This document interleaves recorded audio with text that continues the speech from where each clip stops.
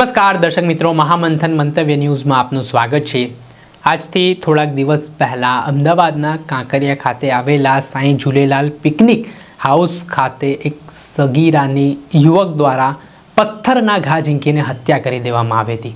આ ઘટનાથી કાયદો અને વ્યવસ્થાની સ્થિતિ સામે સવાલ ઉઠ્યા હતા અને આમાં જે મંગેતર હતો યુવતીનો, તેના દ્વારા આ ઘટનાને અંજામ આપવામાં આવ્યો। હવે તેની પાછળનું કારણ છે કે યુવતી ફલકનાઝ નામની જે છે તે ગોમતીપુર વિસ્તારમાં રહેતી હતી અને થોડાક સમય પહેલાં વટવામાં રહેતો જે આરોપી યુવક છે તેની સાથે તેના સંબંધ થયા હતા।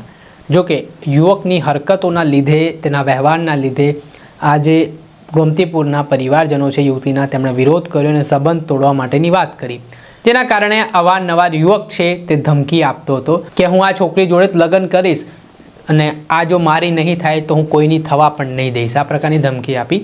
ત્યારબાદ જે આ મામલે 2 દિવસ અગાઉ આ જે આરોપી યુવક છે તે યુવતીને ધમકી આપીને મળવા માટે બોલાવે છે અને ત્યારબાદ કાંકરિયા પિકનિક હાઉસ જે પાર્કિંગ આવેલું છે ત્યાં યુવક અને યુવતી મળતા હોય છે। આ દરમિયાન યુવકને ગુસ્સો આવી જાય છે કોઈ બાબતને લઈને, જે પાર્કિંગ પાસે રહેલો પથ્થર હોય છે તે પથ્થર વડે યુવતી પર જીવલેણ હુમલો કરીને તેનું માથું ચૂંધી નાખે છે।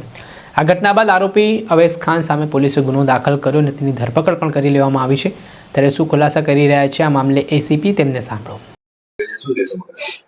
ગઈકાલે આરોપી નૂર મોહમ્મદ શરીફુલ્લા ખાન પઠાણ 23 વર્ષના યુવકે પોતાને જે યુવતી સાથે સગાઈ થઈ હતી ત્યારે ગોમતીપુરથી તેના ઘરેથી લાવી અને સગાઈ બાબતે વાતચીત કરવા અને સમાધાન કરવા અહીંયા ગાડી લાવેલ અને બોલાચાલી એ લોકોને વચ્ચે થતા એને તરત ઉગ્ર થઈ અને ત્યાં પથ્થર જે પડ્યો હતો ભારી, એનો ખૂણો મરણ જનાર જે છે એના માથામાં ગંભીર ઈજા કરી અને સ્થળ ઉપર મોત નિપજાયેલું।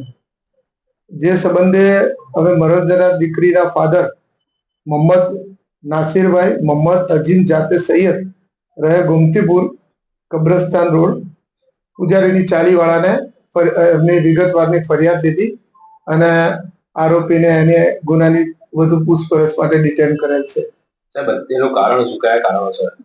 આ બંને જે છે મોહમ્મદ પઠાણ અને આ જે દીકરી છે એ લોકોને સગાઈની વાત ચાલતી હતી, પરંતુ થોડાક દિવસોથી આ શંકા કરી અને એને કોઈ અન્ય યુવક સાથે વાતચીત નહીં કરવી, કોઈ બીજાના સંપર્કમાં નહીં રહેવું અને એવી શંકા કુશંકા કરીને નાની બાબતમાં ઝઘડા એમને ચાલતા હતા, બોલાચાલી।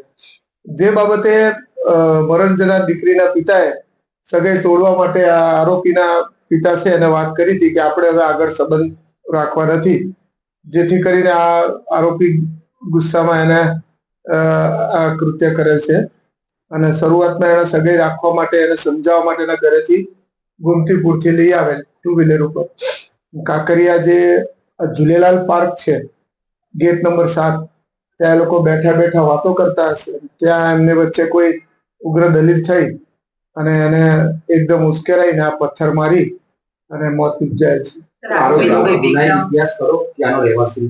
આરોપીની તપાસ કરી, આરોપી પોતે કુતુબનગર સૈયદવાડી વટવાનો રહેવાસી છે અને પોતે ફ્રીજ ના એસી રિપેરિંગ અને એના ઇન્સ્ટોલેશનની મજૂરી કરે છે। એનો કોઈ પણ ગુનાહિત ઇતિહાસ નથી।